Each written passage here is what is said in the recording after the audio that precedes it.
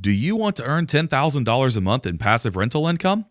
On today's episode of the Brightline Podcast, we talk about your real estate buying criteria. Are you a cap rate, ROI, or IRR buyer? Where to find rental houses, and how to build your portfolio. You're listening to the Brightline Podcast, where we talk about investment real estate, business, and many other interesting topics. Brought to you by Brightline Property Management.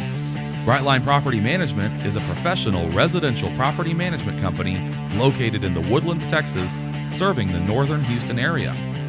Additionally, brought to you by Rentalizer, the MLS-driven investment home analyzer.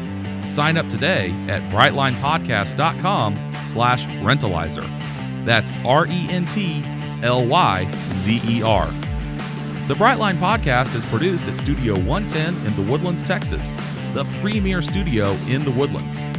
Check out the show's website at brightlinepodcast.com, where you can subscribe, contact, and sign up for our newsletter. That's brightlinepodcast.com. I'm your host, Morgan Cole, thanking you for tuning in today. I am a CCIM and a CPM, and as a real estate broker, investor, and owner of Brightline Property Management, I've been working with investors like you for over 10 years buying investment real estate. There are many ways to evaluate your real estate investments, and knowing what they are and how they apply will make you more successful. I have a few definitions here, and rather than try to reinvent the wheel and create my own definition for them, I referred to my trusty CCIM textbooks and pulled out their definitions. So we just mentioned a few different metrics: cap rate, IRR, and ROI. They're all great ways to evaluate real estate, but they might not be important to everyone. Some people might say, well, I don't really care about the cap rate of a property, or I don't really care about the IRR because I'm never going to sell. Well, it's important for you to understand what these metrics are, when they apply, and how you could maybe find one or two of them that would best align with your goals. I've got Cole over here with me today. And I tell you what, before we get into this, let me find out if Cole has an opinion on what kind of buyer he is. I didn't know what any of those terms were when I first got into real estate, so I didn't really have an idea. I think now that I have spent time with you and kind of in investment real estate, IRR is my big return. Yeah, that's my favorite. Yeah, and I think I think it kind of comes from the commercial side of stuff, but I think it's a good way to just to look at long-term real estate, residential or commercial investments. Yeah, that's very true. So you said that you didn't know about those when you got into real estate.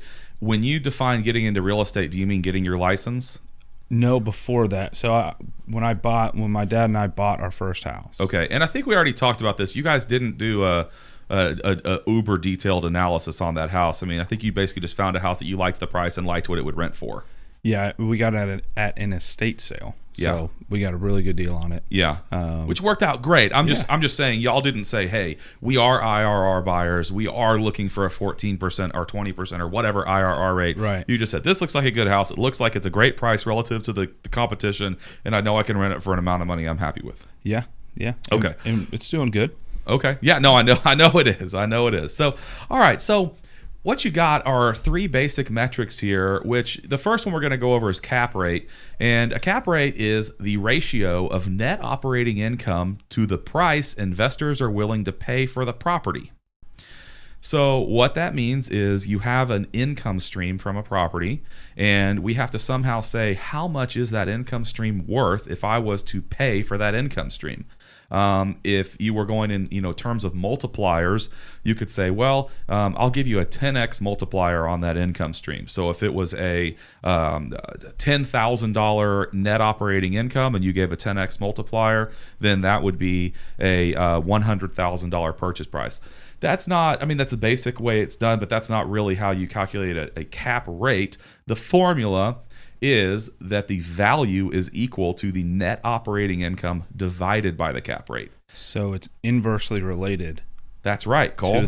To the percentage cap rate. So a lower cap rate on the same net operating income stream will yield a higher value. Yep. And cap rates are also, they're basically it's kind of like a risk rating, and each asset class will generally have a cap rate range that they are currently trading for. Yeah. So you might find that office buildings in your area are currently trading at approximately an 8% cap rate, but maybe shopping centers are at a 7% cap rate. Right. And furthermore, you might find that high quality rental houses are at, they're not generally one-off houses are not sold on cap rate basis, but if you analyze the fair market value of rental houses, you might realize that they are a 6% cap rate. Yeah. And you might find that houses in a little bit riskier environments, maybe they're at 10% cap rate. It's not designed for multiple years, though, correct? It's no typically 1 year. First year. By definition, please do not use cap rate for the second year or the third year, because that's not a thing. The cap rate is specifically the capitalization of the first year's net operating income. Okay. So then let's move on from there. I like it. I like cap rates, but I use them. I don't think I've ever discussed I don't think I've ever used cap rate to legitimately describe whether or not I would purchase a house. It's typically used to value how much you would pay for an investment. That's right.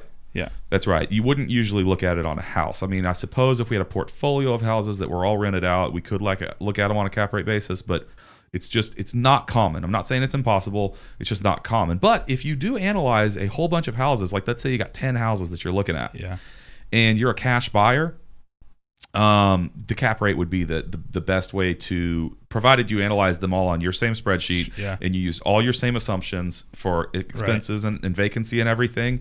If you had a level playing field, I would say that you could definitely hand select the better performer of that group of houses on a cash purchase.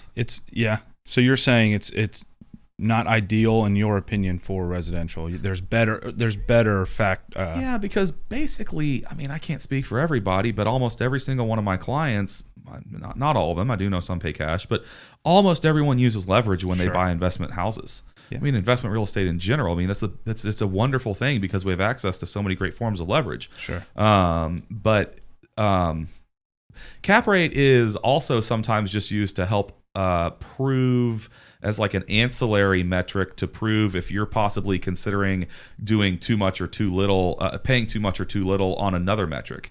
You know, you might find something that you say, hey, I'm a 15% IRR buyer, and I found something that has an 18% IRR, mm-hmm. but we find out that you're buying the shopping center at a 4% cap rate, and I'm like, man, you're not in California. Like, I don't care if you think that's at 18% IRR. Yeah. You are overpaying because that shopping center is worth a 7 cap, not a 4 cap. Right. But to move into IRR is a little more complicated. The formula, I'm not going to pull it up here. The formula is just a crazy looking formula. So how would you explain it to somebody who's never done any type of financial, never taken an accounting class or anything? So here it is. Very simply, IRR is the rate of return each dollar in an investment earns while it is in the investment. Okay. So it takes into consideration the timing of the cash flows, whether it's the initial investment or the monthly or annual cash flows or the sale. What about the time value of money? It does represent the time value of money. That's a funny question, Cole, that you and I've gone back and forth on. I think that might have been a misinterpreted comment that you heard on that. But absolutely, 100%. It takes into account when each dollar is put in. Yes. Including cash flows. Yes. If you were concerned about the inflation rate, right, then you would just basically need to go a step further and do some sort of a net present value calculation, and then adjust, for inflation. That would get very complicated, and I don't even think there's a standard way to do it because everyone would have a different approach of what their importance was. But I would say if we believe that CPI, the Consumer Pricing Index, or if inflation was approximately 2.5 or 3% for the time horizon we're looking at, all you got to say is, does this have an IRR that's 10%? Yeah. Well, I did 7% better than what inflation was, so my money was a lot better off in this than somewhere else. Right. Likewise, that's the specific reason why a lot of people get CDs or bonds or invest in low yield, other investment, low risk, low yield, because they say, well, I'm for whatever reason I'm not risk tolerant, but I just want to be sure that my $100 is always worth $100. Yeah. So if $100 in 10 years becomes worth $80, then I want to be sure that my $100 becomes worth $125 in the future. Right. So I can pay for it. Yeah. And that's what we're looking for here. But as people investing in real estate would generally be more aggressive than those lower people, I would say that we're trying to definitely outperform inflation. We want to accumulate wealth. We don't just want to pace wealth. I hope we're not moving at 2% a year. That's not good for us. Right. So but the IRR, it's actually another term that can be used not necessarily interchangeably, but it also represents interest rate, it represents discount rate, or it represents yield. I like it most because it shows the entire picture and it allows me to compare one investment to another. So, just like we mentioned cap rate earlier, I said, hey, if you're analyzing 10 properties and you're using them on a level playing field, you could say, hey, this one that is offered to me at an 8% cap rate is to me a better investment than this one that's offered to me at a 6% cap rate. Yeah. Well, I could say, okay, using leverage and using appreciation and using all these other things that cap rate doesn't take into consideration, I can say I'm looking at these three houses. This one has an 18% IRR. This one has a 16% IRR. This one has a 14% IRR. And we would basically say that we're going to buy the one that meets our criteria. And I wouldn't always say that the highest IRR is always the reason to buy it. I just think these are all things you need to be aware of. Yeah. I think IRR is the most commonly used in the investment world. In the investment world, for sure. Yeah. I have people who have done it, are concerned about IRR. People who have not, ironically, come back and say, well, the cap rate on this is great for the first 4 years. And kind of chuckle and, I typically don't say anything, but I laugh because I knew that cap rate is 1 year, specifically the first year. Right. And that's it. I mean, yeah, no, you're exactly right. And you wind up with people who are, it's a learning process, not everyone has the benefit of working with a real estate broker who's knowledgeable specifically in the analysis of investment real estate. Right. I think we've talked about it before. It's not part of the exam that you learn how to analyze real estate. Like that's not it. I mean, I've taken the exams that to get CCIM and CPM designation that they know that I can analyze real estate. But to get my real estate license, to get my real estate broker's license, I had to be knowledgeable about transacting real estate. Right. So,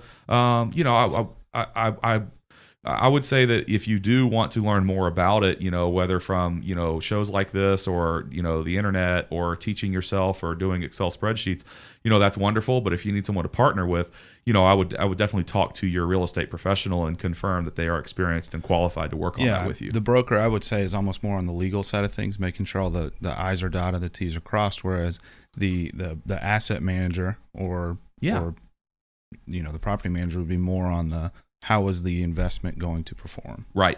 I think that's a good point. So, okay, so the third one we mentioned there, and this one is a little bit easier than IRR. It's called ROI, which is return on investment.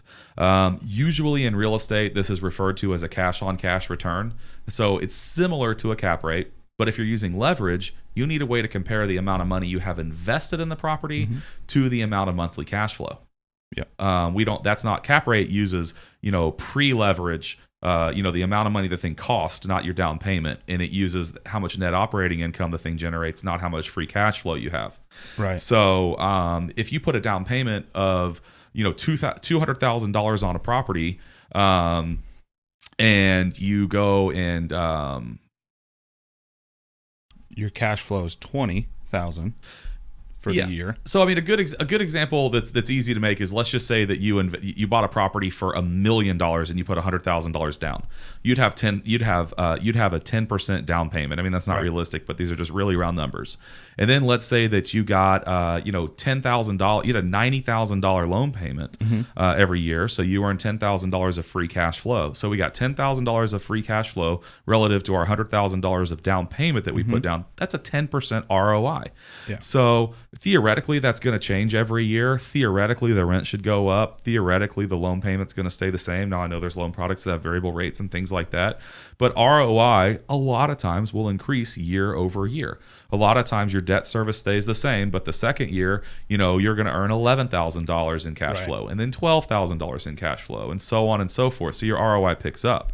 Sure. Now, the way that we capture all of these things and put them together is still IRR.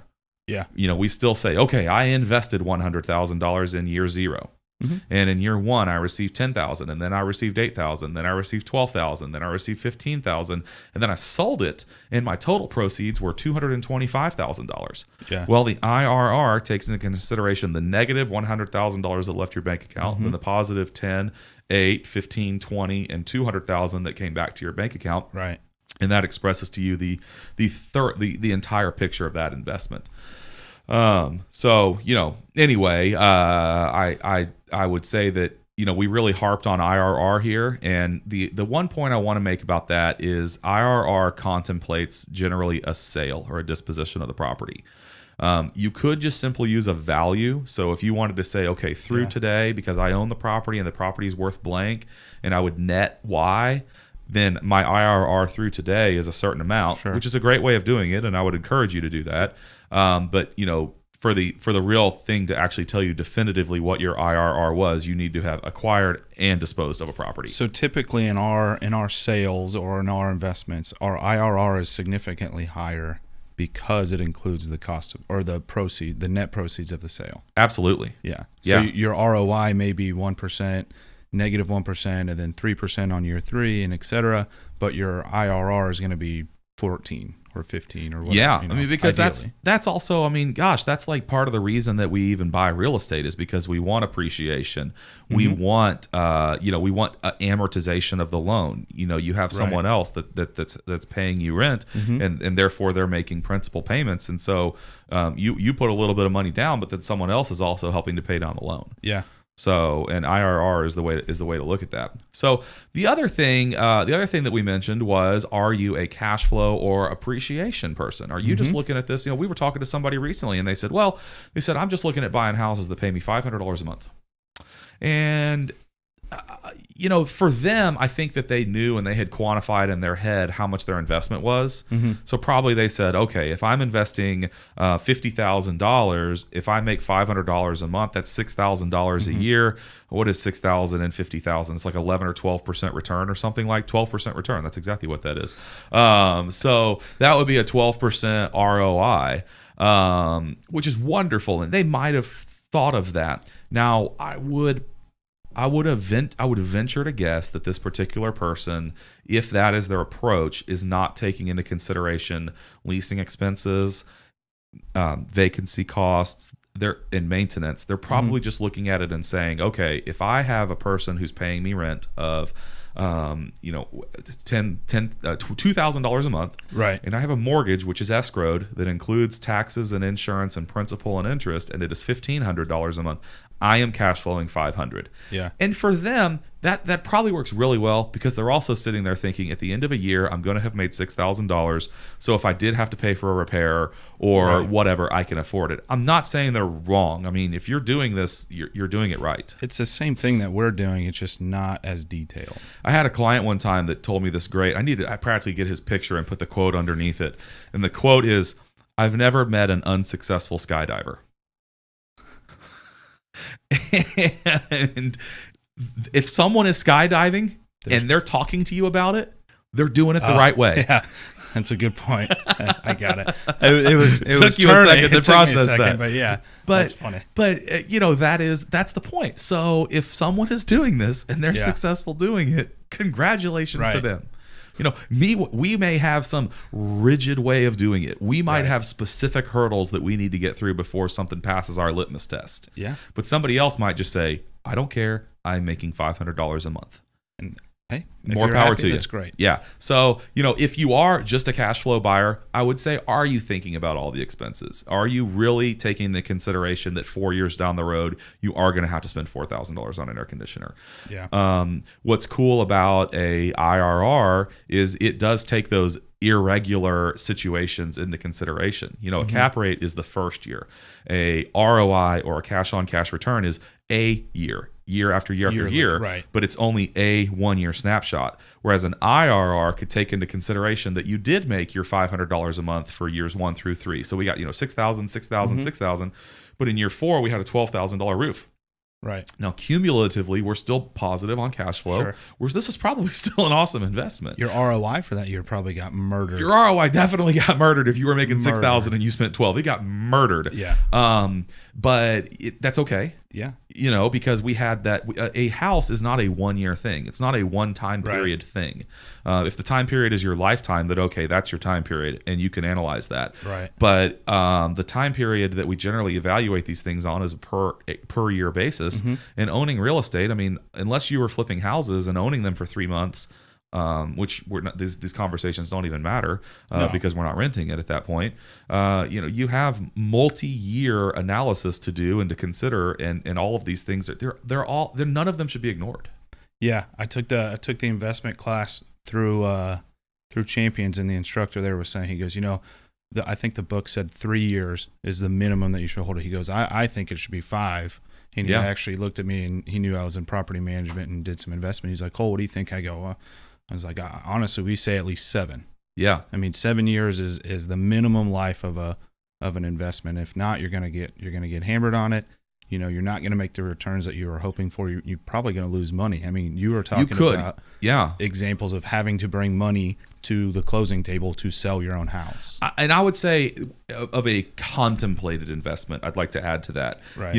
Definitely people have I would never buy one saying I specifically will unload this thing in 3 years. Right. I think that is a recipe for disaster. Just as soon as you do that, Exxon's going to pull a Lehman Brothers, and they're going to be gone. Not Lehman. Lehman. Yeah, that's right. Different, 2 ends versus 1 end. All right. And in our area here, if Exxon pulled the ripcord, then all of our houses the bottom would fall out of the market here. Oh, we're absolutely tied to Exxon and to if it's not Noble Energy, it's Southwest Energy right off the highway, right? And they got, obviously Houston is the energy capital of the world. But you got the new HB facility up there. But there's a lot of things that could happen that are beyond your control. Right. So while yes, you could conceivably purchase a house today for $200,000 and in 3 years sell it for $250,000. You could also buy a $200,000 house and in 3 years it'd be worth $150,000. Now, or still $200,000, or but still you're having $200,000. to put all the money in the That's whole right. time. And if you bought a house for $200,000 and only could sell it for $200,000 in 3 years, you're probably bringing money to the closing table. Yeah, you're probably $200,000. You're putting in about $1,000 a month roughly. Yeah. In 2 years, it's $24,000. I shouldn't say that. If you put a nice down payment, you're just not going to get all your money out. That's not fair to say. I mean, if you put $50,000 down and it's still worth $200,000, the closing costs aren't going to eat up obviously the $50,000 you put in. But we're getting down in the weeds here. I mean, the point is just simply that it's a long-term thing, and then when you do have a long-term thing, you should analyze it in a long-term format, which to me would be IRR. Yeah. And additionally, you are definitely not taking into consideration all aspects of the beauty of leverage and appreciation and amortization and other things. Depreciation, that's an after-tax analysis, but other things that go into it if you're not looking at an IRR. It is the only one that can possibly encompass everything. So, all right. So I have a tagline that I had worked on putting together, and it was, "Are you ready to learn how to earn $10,000 per month in rental income?" That sounds crazy, right? I have the information you've been waiting for. So, has anyone ever seen the movie Central Intelligence with The Rock and Kevin Hart? I have. You seen that one? I was kind of going in and out of it, but I do remember it was pretty. There were some funny parts. That's where The Rock's wearing the fanny pack all the time, the unicorn shirt. Yeah, I love the corns, man. He was the chubby kid in high school, and so The Rock was like super obese in high school. Yeah, and at his 20-year high school reunion, The Rock and Kevin Hart are sitting in a bar. And Kevin is like mystified at how huge and in shape The Rock is. Yeah. Because he used to be like, I don't know what they called him in high school, but obviously it wasn't nice. And so Kevin Hart's like, man, he's like, I can't get over this. Like, how did you do it? And The Rock's like, oh, I just did one thing. He goes, I worked out 6 hours a day, every day for the last 20 years straight. Yeah. I mean, anybody can do it, right? I mean, in theory, sure, anybody could do it. So, if you then made this weird segue and likened that to real estate, there is no get rich quick in real estate. No. You cannot do it. But if you are patient and consistent and dedicated, you will become wealthy. Yeah. If I walked out of this office and went to the gym for 6 hours a day, every day for 20 years, I would look like The Rock. Yeah. I might be bigger than him. I am 6'7". I don't know. He's a tall guy. He's a tall dude. Let's just say we would look similar. Yeah. Okay. You're not Samoan either. So. No, I'm not Samoan. I don't know if I could pack on that kind of muscle ultimately. But I mean, we could be best buds and workout buddies at the gym if I did what he does 6 hours a day, every day for 20 years. Mm-hmm. And I could also chow down on 3 stuffed crust pepperoni pizzas on Sunday, and it wouldn't even affect my life. Are you referring to his cheat meals that he has? Yeah, those are awesome. I love it when his cheat meal's like the whole boat of sushi. Yeah. It's like, you go feed a family of 4. Yeah, kind of thing. But like that's his cheat meal. So, here's the thing. Real estate's not a fast-paced industry. Newsflash, right? So when you watch a 42-minute episode of Flip or Flop and they have a 30-second conversation with the seller and everybody agrees on a price, and then the next scene after the commercial break, they're wearing different clothes and they walk into the house that they just bought, that did not happen in the span of a commercial break. Like, absolutely lightning fast would be a week. Yeah. Like, that would be Usain Bolt fast. Yeah. Like, if you actually bought a house, got a title policy, and closed on it in 1 week, that would be, I think, very fast. 18 days is the fastest that I've personally ever done it. And was that a cash deal? That was an all cash deal. Yeah. I think we went, we didn't do half of the stuff that you would typically do as a newly built home, so we weren't too worried about surveys and all that. Title was going to be clean. There's only 1 or 2 owners. If title's already open and other things are done, I mean, you could get it done quick. But I guess the point is, this is not a fast deal. You don't just simply make a phone call and say, hey, I'll buy that house, and then you own the house. And then you don't call a contractor and say, fix it up, and then they do the work. Yeah. And then you don't say, hey, we're going to sell it, and then sell it. Like, I mean, yes, some people have accomplished some of those things faster than normal, but the probability of accomplishing all of those things at lightning speed is just not realistic, especially if you're not doing this professionally all day, every day. And if it does happen that quick, you're probably leaving money on the table. Well, you know what? You could be leaving. Anybody who's jumping on something you're doing that fast, you could be overpaying. Yeah. You may want to readjust your price. And so here's the thing, though. We're not saying you shouldn't be, you should be discouraged from buying real estate. Right. I'm just making a point. This is not a fast business. This is a slow business. So, here's some reality for you, though. That tagline of earning $10,000 a month, it's not a joke. It's totally possible, but it's not a get-rich-quick scheme. The plan is that you need to acquire several income-producing assets over a period of time. Mm-hmm. That's all you need to do. It sounds boring, and at times it will be, but after you own a few houses, the things begin to build. Right. And, it begins to be more, it engages your attention more. Mm-hmm. And you actually have exposure to more opportunities because people know that you're a landlord, and maybe they'd call you and say, hey, I'm thinking about selling this house. Right. So, how do you get to $10,000? Well, what we mentioned earlier about when you buy a house and theoretically the ROI increases every year. Well, that increases because your loan payment should be staying the same every year, but your rental rate should be going up. So after 10 years or 15 years or 20 years, you're going to wind up with a lot more net income than you did in the first year. Yeah. And especially once the thing's paid off. I don't know how many people are listening to this that are at an age where, if they've only made the scheduled payment on a 30-year mortgage, that they would, be accomplishing this and be able to live in retirement. But all you can do is start. Yeah. When I was first working with clients buying investment houses about 10 years ago, they all 3 independently told me the same comment, which actually inspired me to buy rental houses. But they all were probably... The youngest one was late 40s, and then otherwise they were in their late 50s 10 years ago. And they all said to me, man, I really wish I would have done this when I was your age. And because they all... You were 26 at the time? At 27? That time I would have been 25, 26, yeah. And they said, I just can't... We kept talking about it, and they said, could you imagine what I would have now And I think we talked about it on the last episode. Jared's friend, he did that. Glenn. He wound up buying about one a year when he started, when he was in his early 20s, and now he owns like 3 dozen houses. So it's amazing. But they're all in a really good area. Oh yeah, and they're paid for. Basically, they're all paid for. He's a really interesting guy.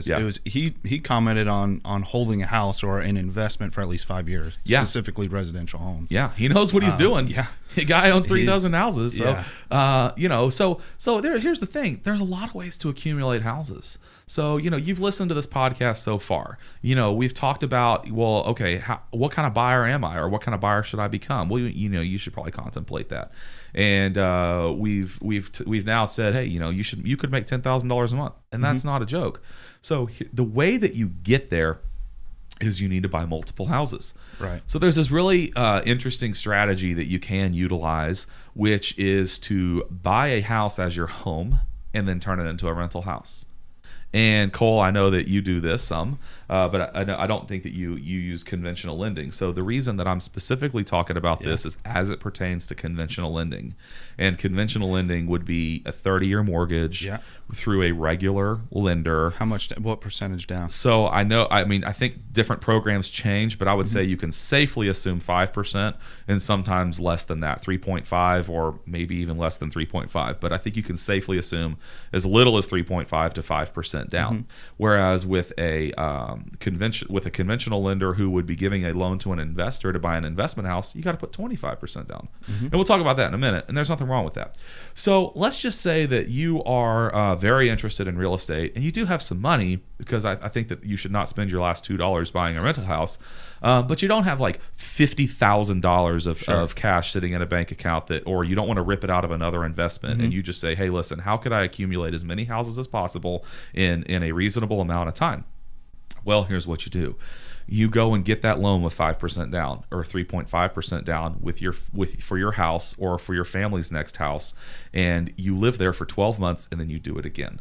Because the loan requirements are that they will only give you those super good loan deals for your primary house, and you have to earnestly intend to live there and make it your home for 12 months. Right. And after you live there for 12 months, you can then go buy another house and you can get that same 3.5 or 5% down deal, and then you can rent out your past house. You don't have to sell it. They don't make you pay off the loan or anything. So and off you go. Right. So that's a really good way to do it. If you think about it, and let's say that you were just dead on the money, the timing, every 12th month you bought a new house. Well, in 10 years, you would have 10 houses. And that's a lot of houses. Cut that in half. Say you do one every other year, right? Because it is a lot, and there's stress to moving and all that. You want to be super, super conservative. You do one every 2 years or one every 3 years. In 15 to 20 years, you have 5 to 8 houses. Yeah. That's a lot. Absolutely. So, and we have some software that we've created that helps you analyze these things. We're actually working on adding some refinance modules and some scenarios for rental houses where what would happen if you lived in it for a year or 2 years before commissioning it as a rental house. So if you do go to brightlinepodcast.com, you could check out Rentalizer, and Rentalizer is the tool that we have that's a software tool that helps you analyze how a house would perform. Yeah, and no matter how you analyze, whether it's cash on cash or ROI or RRR, great point, cap rate, whatever, it's there. It tells you all of it. It has all that stuff on there. We provide every metric that is conventional and used in analyzing assets to allow you to choose what's important to you and compare your bucket of houses. If there is a way to evaluate it that we don't have on there, we can find a way to put it on there. Yeah, and email me, Morgan at brightlinepodcast.com. I'd love to hear from you. I'd love to know how it is that you're analyzing houses that either I am completely forgetting about or omitting or I'm not aware of, or you have a unique style and it's something that you want to share. Yeah. So hit me up, Morgan at brightlinepodcast.com, because I'd love to hear about it. Yeah. So I like Cole's idea of let's buy one every other year. After 10 years, you'd have 5. Yeah. So, the other way is you could put 25% down. And there's nothing wrong with that. This process obviously requires more cash up front, but the payment will be less. Mm-hmm. And that's something I think I should have touched on there a few minutes ago, is that when you do only put 3.5 or 5% down, you're going to be paying the mortgage insurance. And right. But I would say that there are a lot of people who might not have $50,000, but they'd be willing to pay $150 a month for mortgage insurance.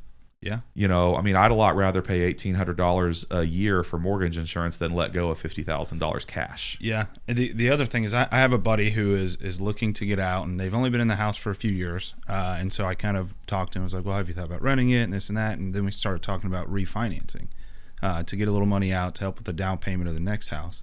And if he were to refinance, he's had it long enough and the house is appreciated enough that he could get rid of his mortgage insurance. Yep. And I think his is like $80 or $90 a month. Yep. But that's $80 or $90 in your pocket. That's almost $1,000. That's over $1,000 a year at $80. Or you might not even have to refinance. There's certain things you can do to even just provide them an updated appraisal. So there's a time horizon that has to have passed. So if he's not outside that time horizon, he might have to get it refinanced. Right. But you can drop the mortgage insurance. I think it has to do with how many payments you've made on time and that sort of stuff. Right? Okay. I think it. Yeah. I mean, I'm not a loan officer or anything. I don't get down in the weeds on that stuff because I also know they change it every 18 months. Sure. So, but I would call your favorite lender and talk to them about it. If you're going to be buying investment houses, you need to have a favorite lender, and you need to make friends with them, and you need to be sure that they are very familiar with how to work with investors. Yeah. Because there's things like, just because you have to wait 12 months to buy another house, that doesn't mean you can't start the process until 12 months is up. Yeah. You could be applying for a mortgage and all kinds of stuff on month 9. Yeah. But you need to be staying in touch with them and being sure that nothing you're doing is going against whatever the latest requirements are for their loan program. Yeah. So the thing of the good news though about the 25% down, like we were talking about, is your loan payment's going to be less, and you're not going to pay the mortgage insurance. So if you do have the $50,000 to put down on this $200,000 house, that is wonderful. The other thing is that you can actually measure your real IRR, your real ROI.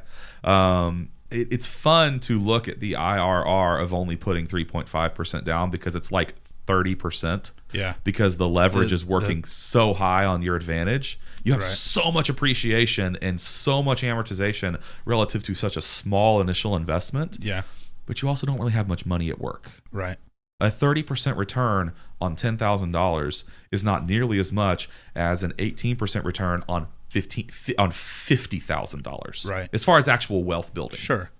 So the numbers are great to look at. They're fun, and they'll prove to you that it's a good investment. Yeah. And I'm not criticizing anyone who says that $10,000 is a huge investment. All I'm saying is that in the world of investing in houses, $10,000 is not a tremendous amount of money. $50,000 is a much larger, typical investment in a house, and you are putting more money to work. Right. It'd be like if you had $10 million to deploy, are you going to do it $10,000 at a time? Probably not. That's just too many investments to track. Right. So if you actually have money to deploy, you're probably going to want to deploy it in larger chunks of money and then really analyze and measure and watch those investments run. The classic lawyer answer is, it just depends. There you go. It depends. Let me buy some more of your time. Yeah. So there's another way you can buy houses. You can use your IRA. And this is one of those things it's becoming popular. I think there's probably books and information out there on it that people are reading and they're really becoming aware of. It's a little more complex, but people do it all the time. There are even debt products. There are loans that exist, but they have to be non-recourse to comply with IRA regulations. So this is tax stuff. Like if you actually if it's a recourse loan, which means that they can that if something goes wrong, they can foreclose and you're personally liable, then there's a problem where it extends beyond the harbor of the IRA because there's a personal benefit, not just an IRA benefit, and it breaks down the boundaries of the IRA, and they will not allow recourse debt within a self-directed IRA. But there are lenders who do IRA lending for self-directed IRAs for people to buy houses. So I've never thought of doing that. It's pretty neat. If you want to do it, you need to find an IRA custodian. That's what the phrase is, who will provide you a self-directed IRA. There are companies that do it. If you looked up I'd be scared if I Googled self-directed real estate IRA. I mean, you're going to get a whole bunch of people that have late night Saturday TV shows that want to tell you how to invest with them. But find an actual person. We deal with several. I am not going to name them. We have lots of clients that either invest in our syndications or own rental houses within their IRAs. And we manage them, and we just mail a check to the IRA we do it generally quarterly. A lot of those guys charge fees, like, they charge $8 to receive a check or something like that. So the investor says, hey, I don't really need an $8. I don't need a monthly check because I'm not spending this money. I'm not paying a mortgage with it. I do not care. Yeah. Just send it to me quarterly. Send it to me annually. Yeah. Whatever. It's a little bit different. But it's a really neat thing, and especially for people out there who maybe you've worked somewhere for a long time. You got a huge 401k. You can I don't know everything about it, but I know there's ways to convert things. You can even do a self-directed 401k.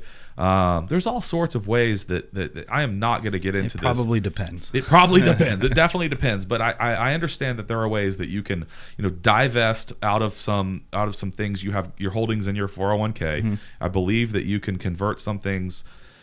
Anyway, it gets complicated. Talk to your accountant. Talk to your financial advisor. But a lot of people do have IRAs. A lot of people convert into IRAs, and a lot of people buy real estate in IRAs. And it's really neat. It's a really cool thing. I've never thought of that. That's interesting. Well, people sit there and they think I have to buy Exxon with my financial advisor. They don't think I could take money away from here and put it somewhere else. Yeah. So, all right. So, are you ready for the pyramid scheme? I mean, I'm never going to lead with a tagline of, are you ready to make $10,000 a month without following it up with a pyramid scheme? Yeah. So you are going to create your own multi-level marketing platform by doing this. And I'm going to tell you how. So we're going to buy a house, right? And then a year later, we're going to use the cash flow from the first house to help pay the down payment on the second house. And then a year later, we're going to use the cash flow from those two houses to help pay the down payment on the third house. Classic John Ponzi. Classic John Ponzi, except the money's going in, it's not going out. So, it's... And to be honest with you, that really works. I mean, you're going to start having an accelerated accumulation of capital that you can then deploy. But I feel like it's more of not so much a pyramid, but a totem pole. Yes. Because it's just one on top of the other. And it's What's just an upside down? What's an upside down pyramid? Is there even a word for that? I don't know. I have no idea. Probably something to do with the Illuminati. Look it up on one of those deep conspiracy websites. But okay, so we are now considering if we are ROI buyers or IRR buyers. Hopefully, you're an IRR buyer or be. cap if we rate. Haven't convinced if you, we haven't we convinced will. you, yeah. And you're probably beginning to think about buying an investment home. But here's the thing: we got to do two things. We need to identify houses and we need to analyze them. We got to figure out, if we found a house, I want to buy my neighbor's house, but I need to figure out whether or not it's actually a good rental house. Yeah.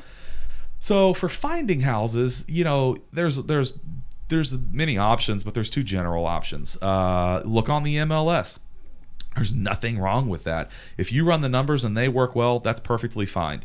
You might even find a house that's listed for $150 and you think, well, I could only pay $135 to get my IRR to be where I want it to be. Make your offer. There's nothing wrong with that. We'll offer it. That seller might love to have that offer. Yeah. Especially whenever you look at days on market, it's got 3 digits. Yeah. Exactly. That guy's sitting there thinking, man, I'm getting tired of paying this property tax. I'm getting tired of paying this property insurance. Yep. Another method is to talk to a property wholesaler. I hear a lot of people that tell me or they email me or I'm having this a casual conversation and they say they only want to buy off-market deals.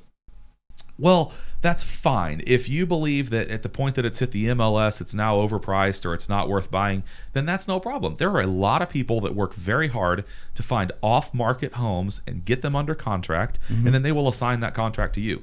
That business is called the wholesaling business. Yep. So, they go out in some neighborhood and they find a house that looks dilapidated and the grass is overgrown or whatever's going on. Right. And they actually make contact with the owner of the house, and the owner of the house says, yeah, you know what, I'm just looking to get out from under this thing. And that person gets it under contract. And it's gonna need work. So this is probably not even a house that could be listed on the MLS for a reasonable amount of money in the seller's eyes. well, you can buy a house from this person. Yeah. So here's the thing, though. If you do buy a house from a wholesaler, you're probably going to need to get a hard money loan, and unless you have cash. If you buy it on the MLS, you can probably buy it as is with a conventional mortgage, because it'll probably appraise for an amount of money that would get you a loan that's an amount of money that leaves the remainder, the down payment of something that you were prepared to invest. Right. So before we talk about the different loans, we do need to talk about analyzing the house. So whether it was on the MLS or via wholesale, let's say that you were ready to figure out how to analyze the house. Well, we mentioned Rentalizer. You can go to rentalizer.com. You can check it out at brightlinepodcast.com/rentalizer. And you can learn all about our software that we have that helps you analyze houses both on and off market. Yeah. And we're gonna do an episode real soon where we talk about how to do a full analysis on Rentalizer. I'm not really gonna go into it here, but like Cole mentioned, it does every single metric. Yeah. And the other thing you could do, you could of course create your own Excel spreadsheet. You can go online. You can find other websites that have calculators that you can use. I think that whatever you do, just do it to where you're satisfied. Cole said that he bought a house a few years ago and he just knew that the price was right and he knew that the rent was right and he was happy. The other guy said all he wants to do is make $500 a month and he's happy. If you're happy, I'm happy. Yeah. Just do it the way you are happy doing it. So we found a house, we've analyzed the house, and now we got to acquire the house. Well, for the wholesale houses, like I said, you're probably going to need to either pay cash or get a hard money loan. And the hard money loan is an interesting thing. I wish that I understood the genesis of why they call it a hard money loan.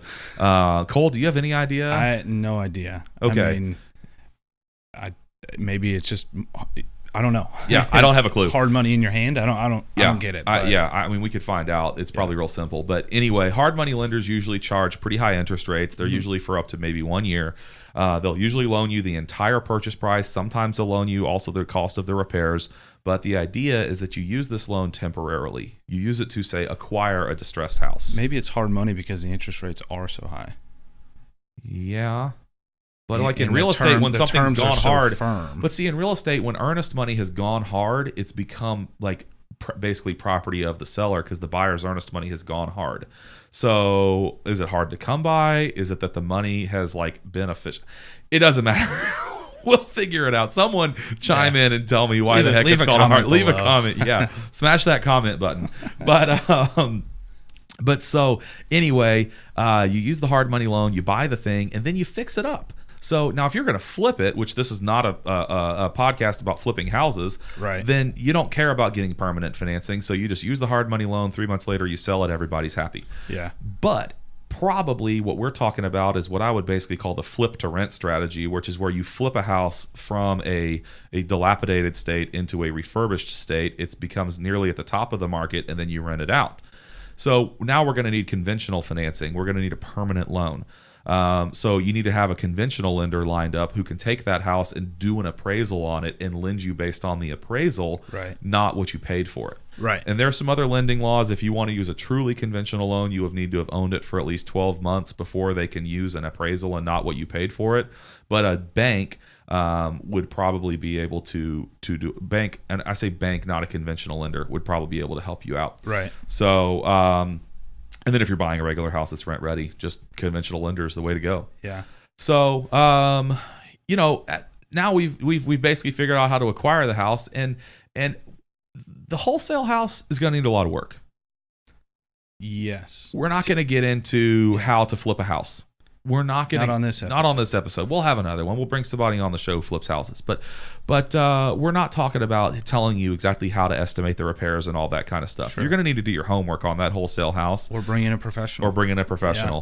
But let's just say that we've either bought a house on the MLS that's nearly rent ready that just needs, to have new countertops or maybe some carpet and paint done. Sure. Or we've bought a house wholesale and we've completely refurbished it. Now we're going to commission this as a rental house. Right. So the real punchline I would have on that: hire a property management company. Yeah. That is basically my only advice on that. hire a property management company. Yeah. We got plenty of other content on here from other episodes about, ways that property management companies can save you money, ways that people have actually wound up losing money by trying to avoid hiring a property management company. Looking right at me, aren't you? Yeah, looking right at you, Cole. And we got other, there's other information there, but seriously, hire a property management company and use their services. Most property management companies are not going to flip a house for you. Right. They might be able to set you up with a contractor. You might be able to make a special relationship with them to where they'd oversee the construction. But people that deal with property, they can manage the property. I think people who are in property management and they're good at it and they've been doing it a while should have all of these contacts. They should have a pool guy. They should have a flooring guy. They're going to have a contractor who could do the whole deal. They will. But I don't think that it's generally listed on the standard, collateral that the property management company gives out there. We also flip houses. Yeah. We also make every, yeah.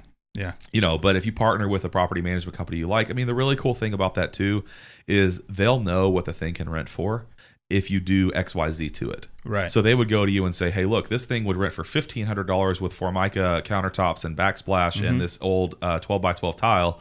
But if you go in and put granite in it with a travertine backsplash and replace this tile with something new and modern and paint the cabinets, we can actually get, $150 more per month, and it's going to lease out first, not last. Yeah. So you gain, in that scenario, you're probably vacant for 30 to 45 days versus 60 to 90. So that's half month to a month and a half of rent gained. That's right. On top of that, you're renting it out for another $1,800 a year or something like that. So anyway, hire a property manager, take their advice, especially when you're contemplating the repairs. Even if you're not going to have them, do the repairs, go to them and engage them before you start the repairs and say, look, could you tell me what I would need to do to this house to get the maximum amount of rent? Yeah. Or what is what is the 80-90-10 rule where, what are 90% of the repairs that I can do so I can get 90% of the gain? The last 10% is going to cost too much money. Right. So, but yeah, engage them. So, anyway, that's basically what we wanted to talk to y'all about today. And I think that it's something you might need to consider. What kind of buyer are you? Is it cap rate? Is it ROI? Is it IRR? IRR, a buyer for IRR. Yeah, IR. Yeah. Oh, you IRR. IRR, a buyer with IRR. Get it. Yeah, I get it. I'm a pirate. Yeah, but I think that those other things are really great to justify what you're also paying. Yeah.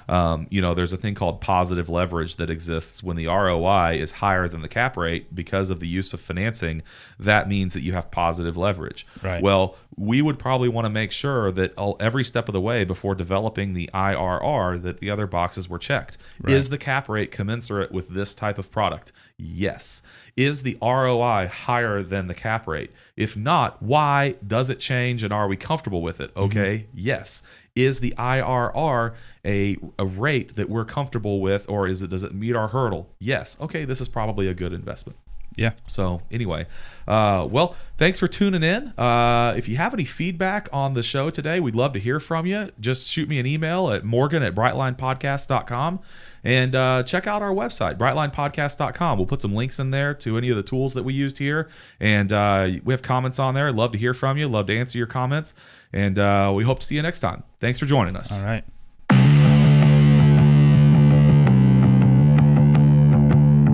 Hopefully you enjoyed the show today and have a better understanding of what type of investor you are.